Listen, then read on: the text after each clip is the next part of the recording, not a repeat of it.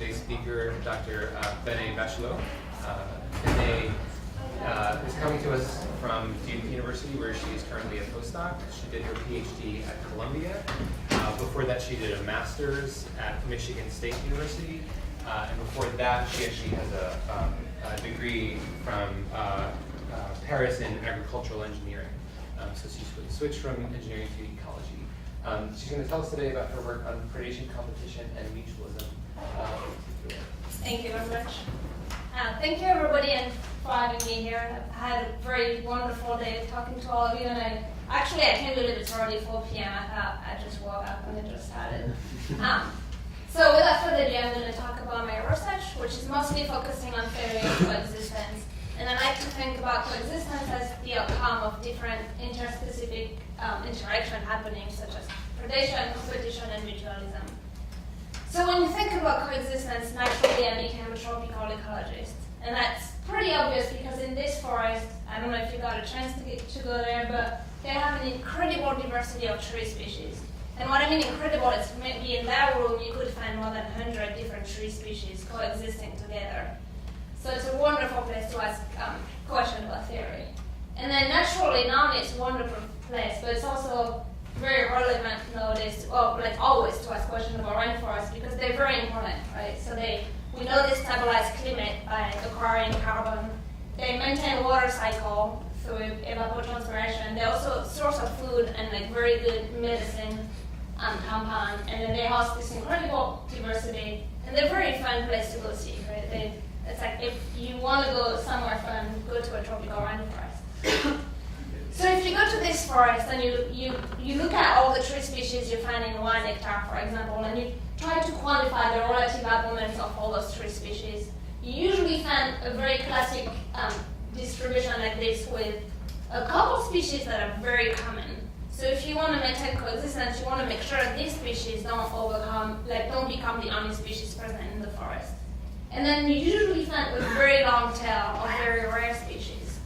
So you need mechanisms to restrict the rare species. You don't want them to go away or you wouldn't get coexistence. So coexistence theory predicts that negative density-dependent feedback can kind of do this thing. They can prevent competitive exclusion and help rare species. And this is basically what happens. So as population become bigger and bigger and density increases over time, the common species experience very strong negative density dependence. So it's kind of like an inherent control of the population. So they can't increase much more in abundance anymore. This symbol, I'm going to use them a lot in my talk. They're either local abundance with those little seedlings, so that would be like within a meter square, or common abundance at the community scale. So that would be looking at the entire forest and counting the sum of basal tree area of all the trees in the forest. So common species can't increase too much because of negative density dependent feedback. On the other end, the rare species down here, they can increase much faster because they're not high density, so they don't experience a very strong negative density dependent feedback. And this will be the symbol for the rare species. They will be in blue instead of pink. So in the tropics, the Johnson-Canada hypothesis is kind of a classic example of negative density dependent feedback. And it's the idea that if this is a mature tree, as you go away from the tree, you get less and less seed that come from that tree. So the conspecific seedling density should decrease as you go away. And if natural enemies, so herbivore, pathogen, viruses, if they are somehow density and distance responsive, maybe because they're like host specific, for example, you should get a lot of them near the adult tree at high density and not so much far away. So what this means is that the probability that one seedling mature and then become bigger should increase as you go away, as you escape this predation from enemy. And then the probability that this species recruit another member of the same species should peak at low density away from the parent tree. And as a result, you get ecological space for another species, in this case this yellow tree, to recruit. So that means it's a very local mechanism that promotes coexistence at the local scale. Now you can think about this mechanism also acting at the entire community scale, so within the entire forest. And what you want to maintain coexistence is really, if you were to look at all the fitness differences across species and this negative feedback, you kind of expect common species in pink to have a much lower fitness than a rare species in blue. So you kind of expect this negative relationship between fitness and community abundance. So that's called the community compensatory trend, and it's an idea that was proposed a long time ago in the 70s, and a lot of research has been trying to test it. And what's interesting is that even though it's a simple idea, the results across all the paper are they're all over the map. And I'm just going to show you two examples. So one by one of you, so fellow Kaizu, he used all the forest inventory data from the entire US, and he found indeed a negative slope. So in this case, common species suffer a lot from negative density dependent compared to rare species. But at the same time, Laza Camila, in using data from BCI in Panama, found a positive slope. So for her, rare species they suffer a lot, and common species don't suffer much. So then you have to ask, well, why do you have so much variation? And I like to think about it from a biological perspective. Like you can obviously say, well, they don't use the same statistical model, they don't use the same data sets, so maybe that's why. But from a more biological perspective, there could be a lot of temporal variation, explaining why you get different response. So that's something I tested during my master at Michigan with my advisor, Richard Kobe. We had 10 years of long-term seedling dynamic data set from Costa Rica. And what we did is looking at the slope of the Johnson-Connell effect over time. And what I'm showing you here is this slope, so the posterior distribution with the mean and the critical interval over the different years of data set that we had. And what I want you to see is that really there's a lot of variation. You kind of don't jump all over the map. Sometimes it's positive, which means common species are advantaged, and sometimes it's negative, in which case rare species are advantaged by these processes. So we don't know why there was all that temporal variation, but clearly temporal variation could explain variation across the literature. Now, the other thing is that the hypothesis is all about nature and mean and how they respond to the density of conspecific plants. So really, if you go back to like maybe fundamental behavior or ecology, this is talking about the functional response of a predator to increasing prey density. And there's like different ways predators respond to density. There's the hauling type 1, which is just a linear response. So the more prey available they are, the more the predator are eating. And that will be under this hypothesis. If you think about the Johnson-Connell hypothesis, then yeah, maybe you would expect this negative slope. Now, if the predator somehow are satiate, they satiate, right? They're not hungry anymore. They're not food limited. So at high density, you don't get an increase in predation effect anymore. You get this kind of saturation effect. And in that case, that becomes interesting because if you don't sample the entire range of abundance across the community, you might only find no relationship. You might get a flat slope, or you might get a negative slope. And then you can go even further. What if the natural enemy somehow at high prey abundance, they just can't, for some reason, those high abundance plants, they're very well protected, or they escape enemy for some reason. Then you get this hemp-shaped relationship, which is hauling type 4. And you can get, again, if you don't sample everything, you get either a positive or a negative slope. So functional response of the enemy to the density of the plant is very important, at least to think about when you think about the Johnson-Connell hypothesis. And the other thing is, so the Johnson-Connell hypothesis is all about the conspecific density of seedling, and you expect lower fitness at high conspecific density. Well, this is a huge black box because many things are changing with high density, right? You have change in enemy community, but you have increased competition between your neighbors, and so on. So if you understand better what conspecific density means, then maybe you will get a better understanding of what happened at high density. And one thing I'm very interested in is that in the tropics and even in the temperate, we have arborescoral mycorrhizal fungi, which are a mutualistic fungi that needs to associate with the plant in order to get carbon. So the fungi penetrate inside of the roots of the plant and make those little tree-looking structure, hence the name arborescoral mycorrhizal fungi. So they get carbon from the plant, which is a cost, and in exchange of this cost, they provide a lot of nutrients to the plant. So they kind of like a prosthetic root, if you want to think about it, because they kind of extend the area of the root surface and help uptake by the plants.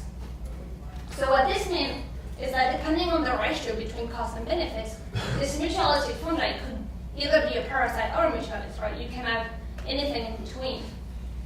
And the other thing that's interesting about this fungi is that they there have been studies showing that they kind of modify the jasmonate pathway response of the plant, which is the pathway involving plant defense against enemies. So there's a potential for mycorrhizal fungi to promote the protection of the plant against enemies. But what this means is that there's very high potential for this fungi to also act in a density or distance-dependent fashion, since it depends on the roots. And there's a high potential for the mycorrhizal fungi to interfere with the effects of the natural enemies. So if you go back to the Jensen hypothesis, so remember a high constitutive density near the parent tree, you don't expect to have a very good survival because there are a lot of natural enemies. Well, if below ground there are also a lot of fruits, then a lot of potential for the mutualistic fungi, maybe this is going to help the fitness of the seedling and even totally change the way the probability of maturing look like, and even full-on counteract the Jensen canal effects. So what this means for me is that really when you look at the tropical forest, the negative density dependent feedback, you really need to have like a kind of universal approach where you consider everything that might be happening together. And in our case, you need to think about predation, competition, and mutualism. So this is what I'm doing in my research. I'm trying to combine theory and empirical observation to investigate how the effects of predation, mutualism, and competition work together or not to promote coexistence. And I'm going to talk about four main axes of research I've had. The first one is theoretical. Can we get coexistence mathematically, making all those species-specific interactions? Then trying to get at the functional response of the natural enemy, asking who the above-ground natural enemy are targeting, and what is the functional response look like. And then we're going to put together data about above-ground natural enemy and mycorrhizal fungi to really see if empirically we have evidence that these two things can promote coexistence. And then finally, I'll talk about how to promote diversity in the mutualist. So the theoretical framework was developed with my advisor during my PhD, and the idea is to think about eutrophical forests and kind of simplify it as much as you can. So first you have entry species. The entry species can be as big as you want. They interact with one another, so this little loop represent intra and interspecific interaction. So there's a lot of competition. Then they're being preyed upon by the natural enemies. And here we're going to simplify. Instead of having n different type of enemies, we're just going to consider a giant community of natural enemies. And this, we assume this is a non-linear interaction. Then the tree species are involving customer-resource type interaction with this mycorrhizal fungi. And again, we consider only one giant community of fungi. So there are two arrows here. First, the tree gives carbon to the fungi, so that's a cost. But in exchange, the fungi kind of help the growth of the tree by providing nutrients. And then finally, because of this potential for mycorrhizal fungi to kind of boost the protection of the tree, we're going to make some interference happening between the fungi and the numerical response of the enemy to the tree. So now that we have this framework, we need to put some math behind. And I promise it's the only slide where I show you some equation. So just stay with me. So first, we need n differential equation to characterize the dynamic of the n different tree species in your system. And this is pretty simple. It looks bad, but it's fairly straightforward. There's a rate of increase that's species specific, so each tree grows at a different rate. Then this function here that's nonlinear represents the benefits the tree gets from the fungi M. And then there's a cost, right? Because the tree gives carbon to the fungi. So that's a negative in front of the function. That's again nonlinear. Then there's predation happening from the natural enemy Y. And here, this is the classic functional response. We assume it's nonlinear. And this little term here just represents this idea that mycorrhizal fungi, the M, can modify and reduce the functional response of the enemy, so there's some protection happening. And then finally, you need intra and interspecific competition. Okay, so we have n differential equation for the n tree species. Then we need to do the same for the fungi.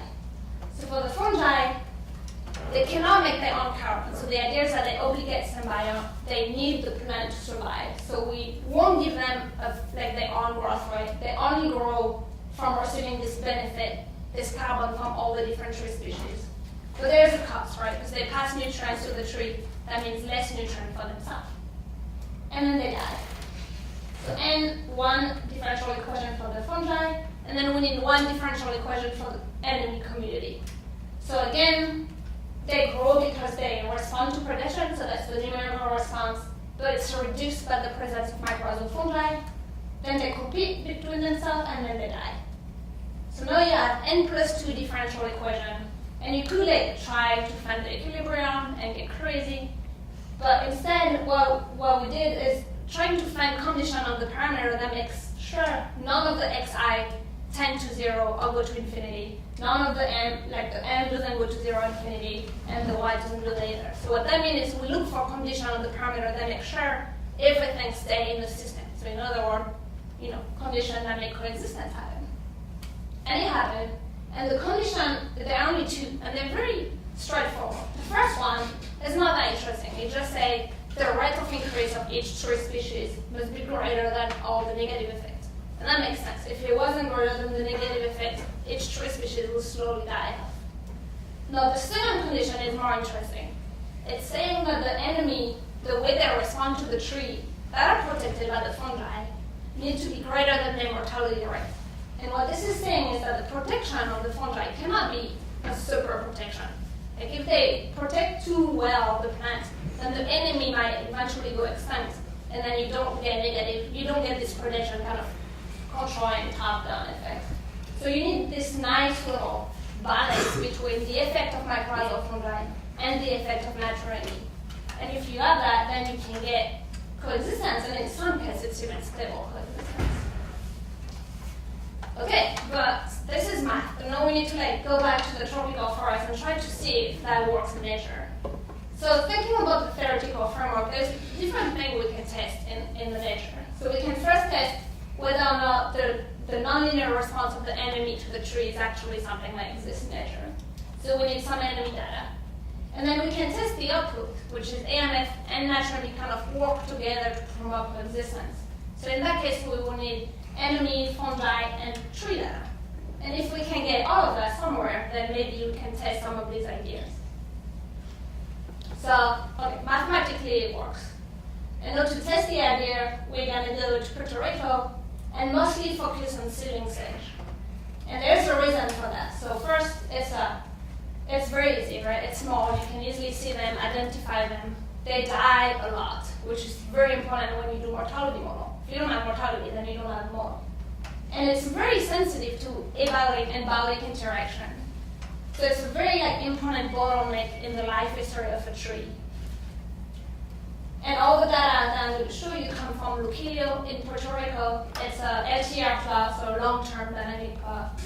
It's 16 hectares, which is fairly big. Every single tree is mapped, identified, measured every 5 years. It's a very good data set. And then each of those little symbols represent somewhere in the forest where we have a 1 by 1 meter square seedling plot, where all the little, the young seedlings are being mapped, identified, measured every year. So very good long-term data set. That's ideal to ask my questions. Okay, so who are the above ground naturally targeting? In other words, what is the functional response?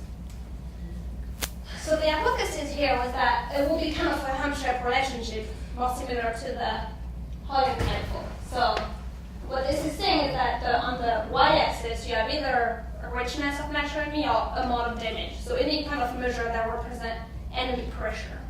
And you expect the enemy pressure to be very high at intermediate level of plants, local or community scale abundance. And there's different reasons for that. If the plant is very rare, it might just escape detection from the natural enemy. They just can't find it.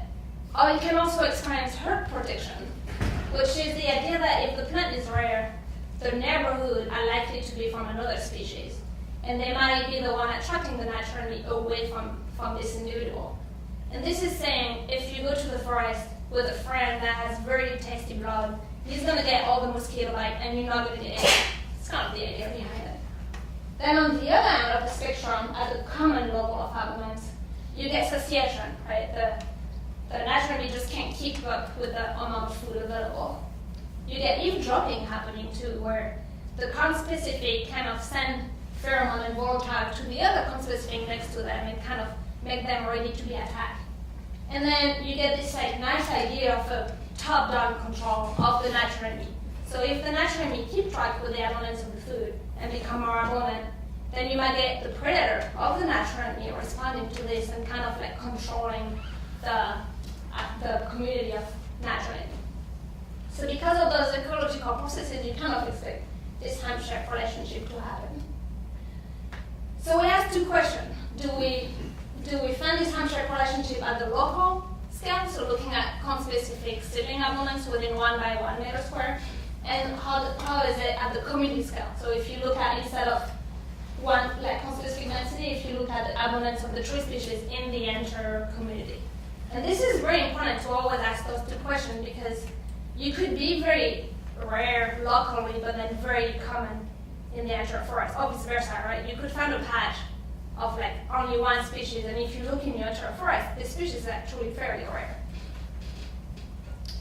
So we went to the seedling plots I just showed you. It's about 240 seedling plots, and we took a picture of all the leaves, up to 5 leaves of each seedling present in these seedling plots. And then we use this paleoecological method that's using damage morphotype as a proxy for natural enemy species. So what it's saying is that those 4 damage, they look clearly different, clearly 4 different enemy species attack the plants.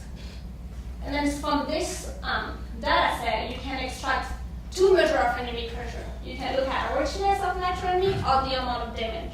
And you can ask the same question either looking at richness of natural enemy or amount of damage. And I'm only going to show you a result for richness of natural enemy, but they hold true for the amount of damage. And then we use a hierarchical Bayesian model to explain how the richness of enemy change across seedling, given the local abundance of the species or the community scale abundance of the species. So I'm going to show you a lot of these plots. They standardized coefficient plot. They represent the posterior distribution of each estimate. To be significant, the credible interval should not overlap 0. If it's on the right, it means that variable increases the richness of natural enemy. If it's on the left, it decreases it. So the first thing, we use seedling size in the model to kind of correct for the age of the seedling. So you would expect a seedling that's been around longer to just have accumulated more damage from natural enemy. So we kind of correct for that. And fair enough, it's a significant variable, it's positive. Now the local abundance, which is what we already care about, which is again the conspecific density within this seedling, the 1 by 1 meter square seedling plot, was significant either the linear or the quadratic term. The linear term was significantly positive, so the more abundant, the more conspecific you have around you, the more damage you get. And then the quadratic term was negative and significant, so that kind of forced the handshake relationship. Then the intercept of the model was also species specific and dependent on the community abundance of the species, which is the sum of basal tree area in the entire 16-hectare plot. This time, the linear trend was not significant, but the quadratic term was significant, and again, it was negative, kind of forcing a handshake relationship again. So what this is saying is that the pattern that we observed was handshake, which is kind of what we expected, and it was driven by some sort of escape mechanism happening in the common species. So that could be like for various reasons, right? It could be they just have some functional trait that make them very well defended against enemy. Or maybe they're just not testy. Like there could be a lot of reasons why we found this pattern. So going back to the theory, in my model, which I didn't show you all the math, but we assumed a whole intact theory. So we thought there would for sure be satiation happening at high density, but we were not sure about exactly the form. And already the data seem to say that not only there is satiation, but there is some escape happening at high density. So more like a whole intact form. No, it's nice because it doesn't really change the theoretical results. The only thing I really needed in the model was to have some sort of maximal value of predation, which you have in both cases. Okay, so we know the natural enemy are targeting, they seem to target mostly the species that are intermediate abundance. No, do they promote coexistence with the effect of mycorrhizal fungi? So to ask this question, not only we use the data I just showed you, but we also went to each of those same seedling plots and collected soil sample at the corner. So I had to do that because it's a long-term dynamic plot, so I can't just go and kill every seedling to look at what they have in the roots. So the data I'm going to show you, they're not directly associated with one individual, but they represent some sort of information about the environment at each seeding plot. So we collected the soil sample, then we extracted the DNA in the lab, and then sequenced it using formal primer. So from this kind of data, you get a giant table of operational taxonomic unit, which is just like a composition table of species. And you get mostly those two main phylum of fungi, but then you get this third phylum, which is the Glomeromycota, and it's very nice because it's the monophyletic group of arbuscular mycorrhizal fungi. So you can take this giant data set, which is like more than 20,000 species, and really shrink it down to only the arbuscular mycorrhizal fungi, because they're the one I'm interested in. Now, because it's only the data that come from around the seeding plot, as I say, I don't know which seedling is associating with which fungi. But what I can do using this table is compute some diversity index and kind of look at how the diversity of arbuscular mycorrhizal fungi change across the 16-hectare plot. So you can see there's a lot of variation. So each of those dots, again, is the seeding plot, and the redder the color is, the more diversity you observe in the arbuscular mycorrhizal fungi. So with this data, we decided to ask what were the local effect of natural ambient pressure and AMF diversity on seedling mortality, and how this effect channel the community scale. So the hypothesis here was that the more damage a seedling has, the more likely it will die. That makes sense. You just poke a bunch of holes, it's going to die. Then AMF diversity, we thought it should decrease mortality. And this is assuming the fungi are Guicciardis fungi. So as you increase diversity, you might just like obtain some complementarity effect. So if the seedling can kind of associate with all those different species of fungi, you might just get a very good benefit outcome. Or you can get a selection effect, right? Just by increasing diversity, you kind of increase the chance of having one very good Guicciardist. Then at the community scale, we thought photo damage should have a stronger effect on common species. And this is the kind of the extension of the Janssen-Connor hypothesis. And then we thought the AMF diversity should preferentially advantage rare species.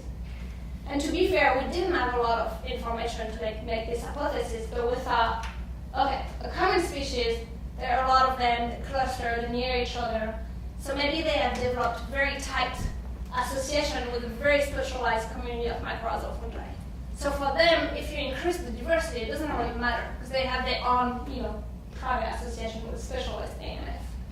Now the rare species, they're very rare, they're not common around the landscape. They are low density surrounded by heterospecific individuals. So for them, maybe they don't have specialized interaction, maybe they're relying on generalist association with fungi. So if you increase the diversity, you just kind of, by complementarity oscillation effect, you just give them a better chance to survive. Okay, so at the local scale, again, this is a standardized coefficient plot. To be significant, you don't want the critical interval to overlap with 0. If it's on the right, this time it means the variable is increasing mortality. If it's on the left, it means the variable is decreasing mortality. So seedling size, again, we're using the model to kind of correct for difference in age across all the seedling. The older the seedling is, the bigger it is, the more likely it will survive. Oops. And then,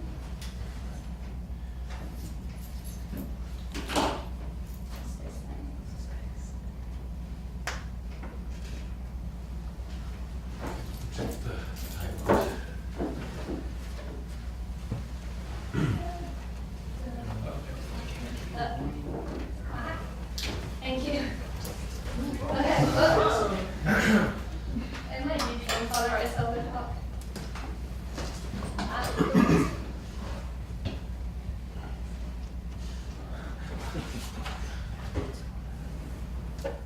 Yes. Okay, thank you so much. We need a new BGA. Okay, so seedling size, the bigger, the less likely you die, that makes sense. Now the interesting things are photo damage and conspecific density. Both were significant and they increased mortality risk.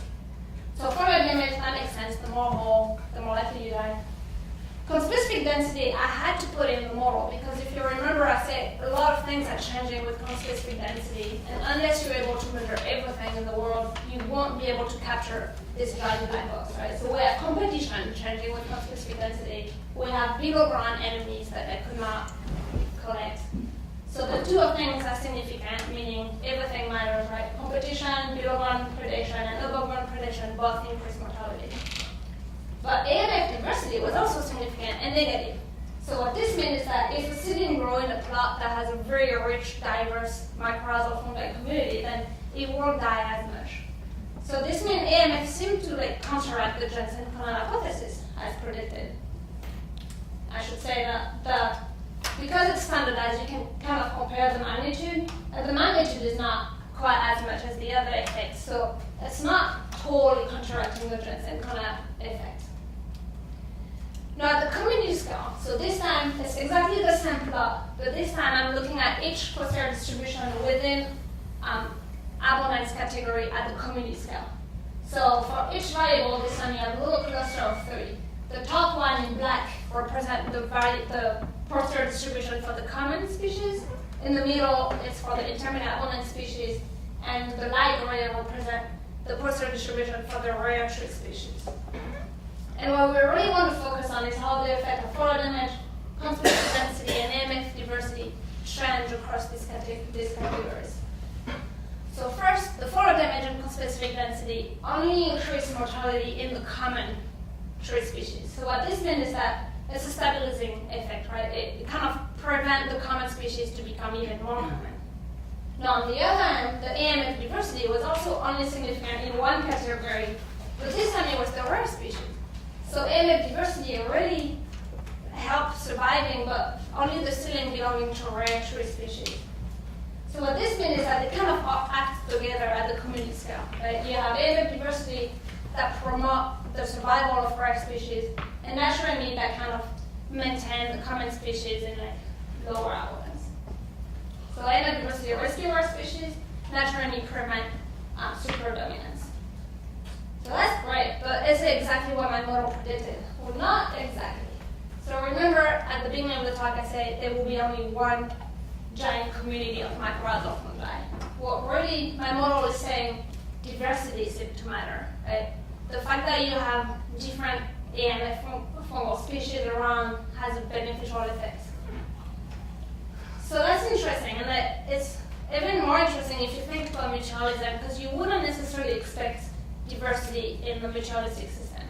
So if I had the choice between all of you to associate in a good way with me, I would only pick the good one, right? And you would expect over time only the best mutualists to stay in the system, and then you shouldn't observe diversity. So why do we get diversity? It's a pretty big question in the mutualist system.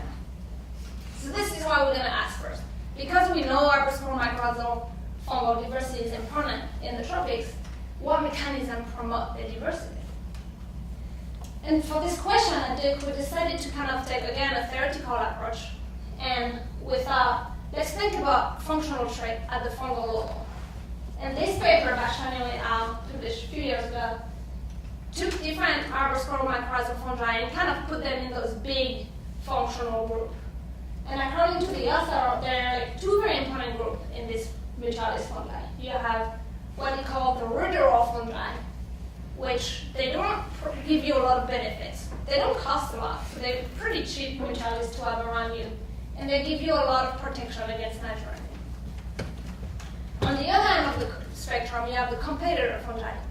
This one, they need a lot of carbon, so they're going to be a big carbon sink on you. So that's a very high cost. But they're going to give a lot of nutrients benefit.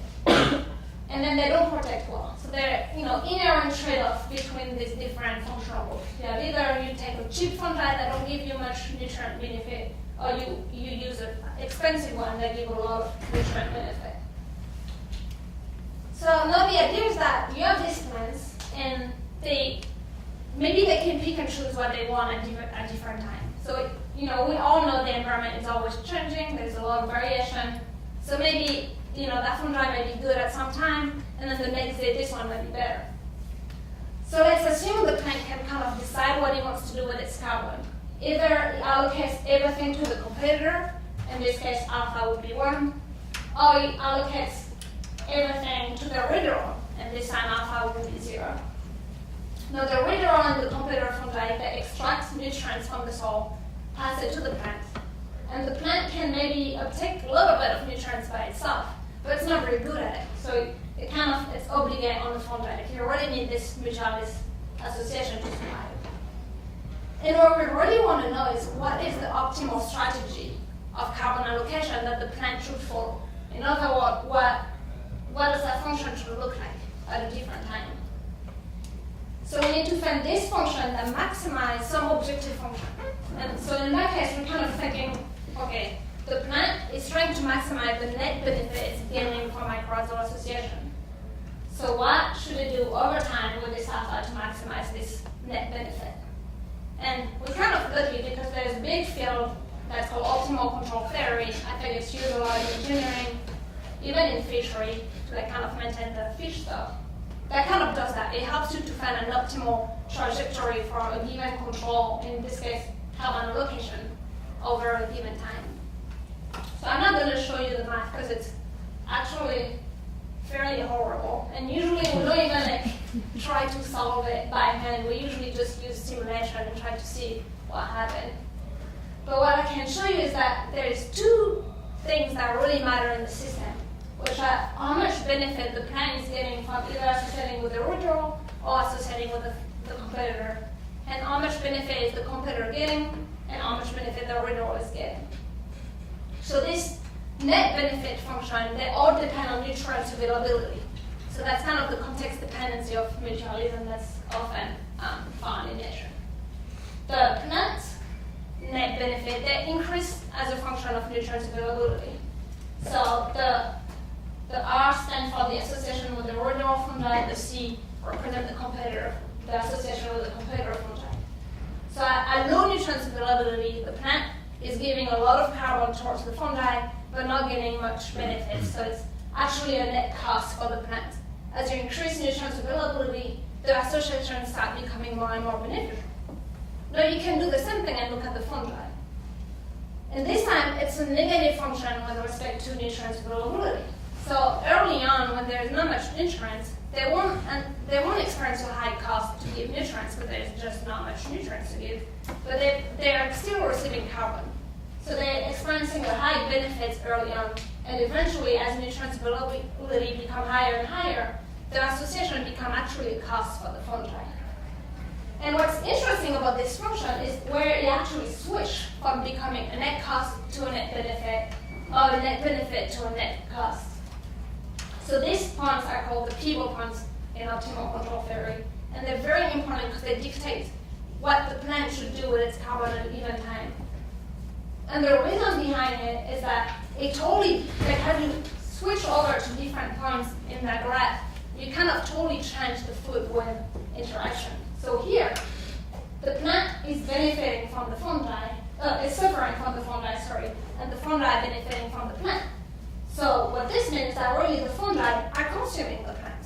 So it's like a pretty bad interaction for the plant. Now you can do the same with the fungi, where it flips from being a net gain to a net loss. In the middle, everybody is benefiting. So it's net mutualism. And on the very far right, it's the opposite. The plant is consuming the fungi.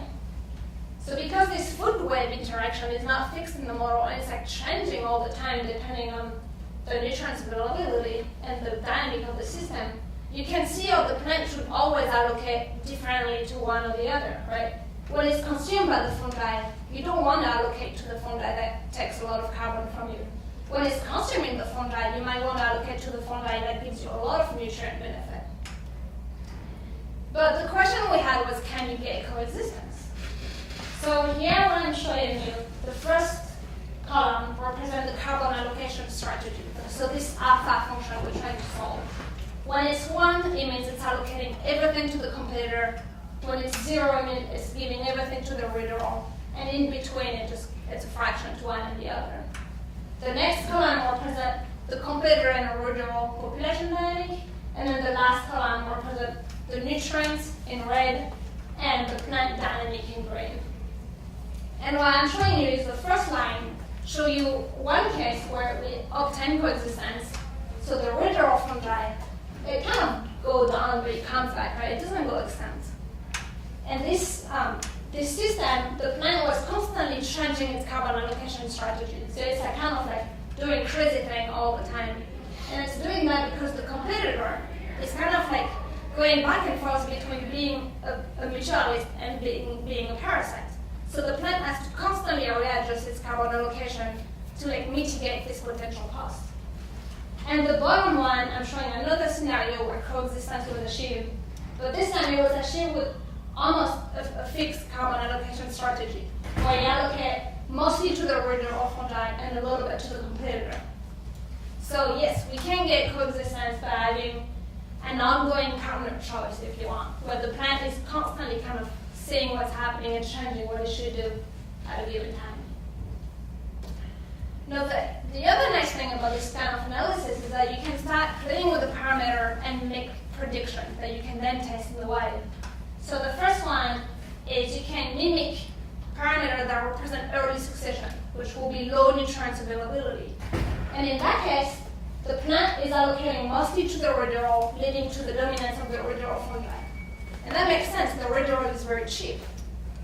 Now, at high nutrients availability, like it will be the case in later in succession, you get the opposite paradigm, where the plant is kind of changing its allocation strategy, but it's leading to the competitor dominating the system. So this is nice because you can start playing with the model and make those predictions that I can then go in the field and test. So the plant switched from allocating to the cheap fungi at low nutrient to the expensive one at high nutrient availability. So now I would like to talk about how, taking everything I talked about, we can move and try to understand what the tropical forest is going to look like in the future. And this is really asking what happened along succession, what happened in the context of disturbance, and what happened in the context of climate change.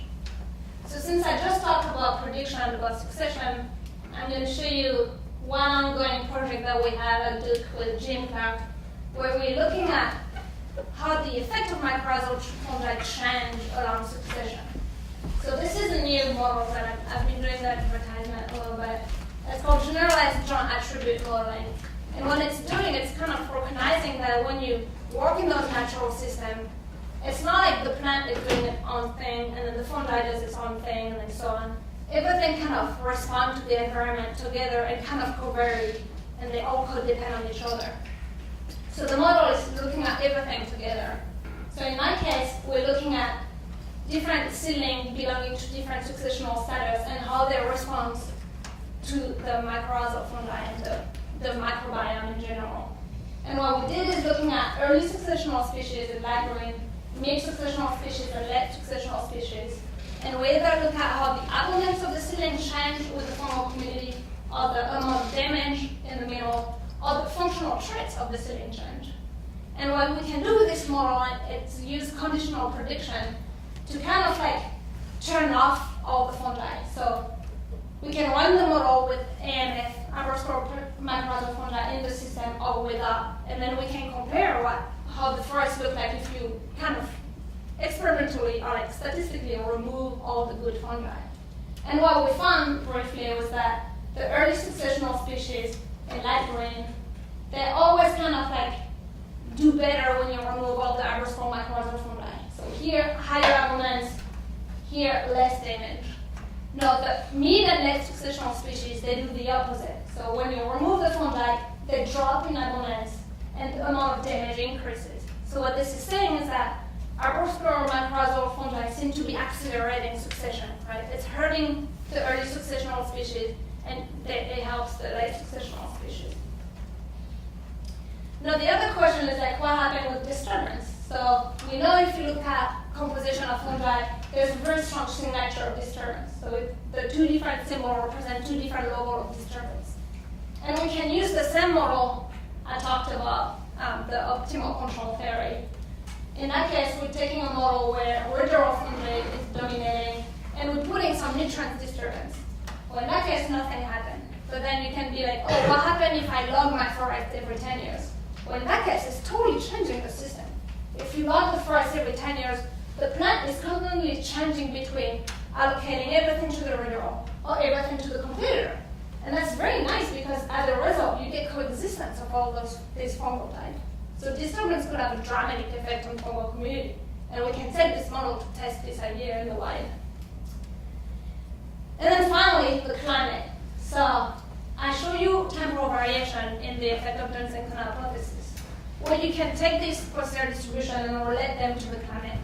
And in our case, we found here in dry and hot environment, the Johnson hypothesis is going to advantage more and more rare species.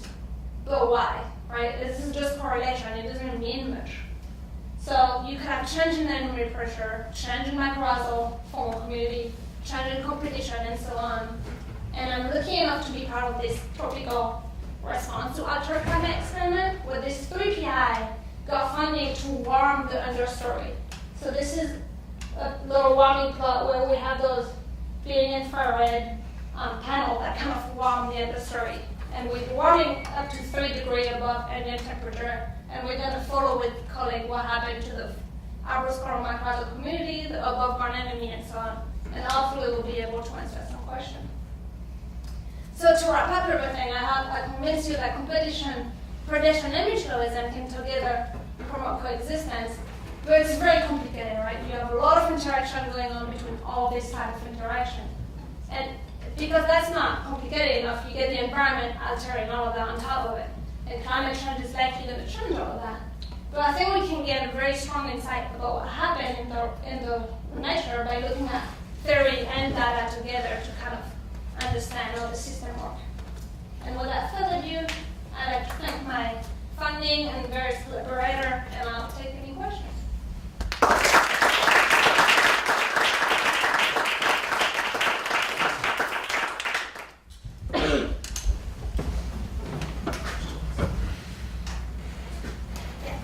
So you may have shown this in the graph of the plant's allocation of resources to point out it was like really dynamic and crazy. Yeah. But if a plant is interacting with a single species of mycorrhizal fungi that's moving its place along that axis of like mutualistic parasite, do you get the same dynamics as if they're interacting with a rural versus a competitor mycorrhizal fungi? Yeah, you can get a similar type of effect where the plant will either, well, you would have to change the system because right now we're forcing the plant to always want a fungi, so the plant is obligated. But we also did the same where the plant could decide not to be with any fungi, and then you still get the same similar type of dynamic. Yes. So this is like just an overall question. You're based on your models, the rare species should suffer in general, on average, less density dependence, like strength density dependence, or more strength density? No, they suffer less. They suffer less. Much less density dependence. So Okay. similar to what Kai still found with the FIA data. But that's something, as I said, like, a paper show up every month, spending one answer or the other. Yes. So in your theoretical model, the first one, you talked about having n species of trees, and you kind of left it at that. Yeah. But there's a difference between getting coexistence of two things, Yeah. which is pretty easy, Mhm. to coexistence of hundreds of species in a small area. Yeah. So to what extent are the mechanisms that you're talking about scalable to different levels of diversity? Yeah, so the condition I showed you, the one on the tree species needs to be fulfilled for every single tree species. If it's not fulfilled for one of them, then that one species disappeared. But yeah, so like the way we addressed the question was just to keep it n as broad as you can. You know, we didn't pick a specific n, we just solved the problem with n being, you know, a real number. So those criteria have to apply To each species. for each single So that's actually very stringent. Yeah, it's actually pretty hard. And like it would be very tedious to go test that for every single tree species. But yeah. So in your model of this resource allocation, it looks like the trees were allocating their resources in some wild way, but that the fungi were barely responding to this. Is that a real thing, and why do the trees bother changing their resources so much if it doesn't actually change the fungal community? Yeah, that's a very good question. Well, it's changing it a lot, but the effect is just to like, you know, those people points that show where the fungi is like going from being, you know, mutualist to a parasite or vice versa. it's turning it just enough so the fungi is just like kind of bouncing on each side of that pivot point. So it doesn't have a strong effect on the fungi, but it's enough so the net effect on the plant is not going to be detrimental. It's going to be kind of, it's trying to like put that fungi so the net effect over time is kind of zero on the plant. It's oscillating around some stable. Yeah, exactly. Mm-hmm. Yes. Do you have any thoughts about the extent to which your findings of differences in scale could be confounded by ontogenetic effects? Because, like, for example, in soft corals, we'll often see that there are a greater diversity of microbes associated with juveniles, and then some of those are winnowed out as you get older. And you could, I wonder the extent to which it's the same in this system where you've got seedlings on a smaller scale. Yeah. There's definitely strong ontogenical effects, and I try to account for it by using seedling size as a proxy for seedling age. So I kind of try to correct for it, but if I was to do the same study with, let's say, sapling, which are taller trees, then I would probably not find the same effect. And the Johnson kind of hypothesis usually only applies to seedling, right? Because if you're a tree and you get some damage, the effect on the fitness is going to be almost negligible. So it's really, that's why I focus on seedling. It's the stage that's very responsive to all those effects. But yeah, I don't know if that answers your question. No, but I guess I started thinking down that road because when I started thinking in terms of succession, which is an interesting, because then you're thinking about different species. Yes. So yeah, it's interesting.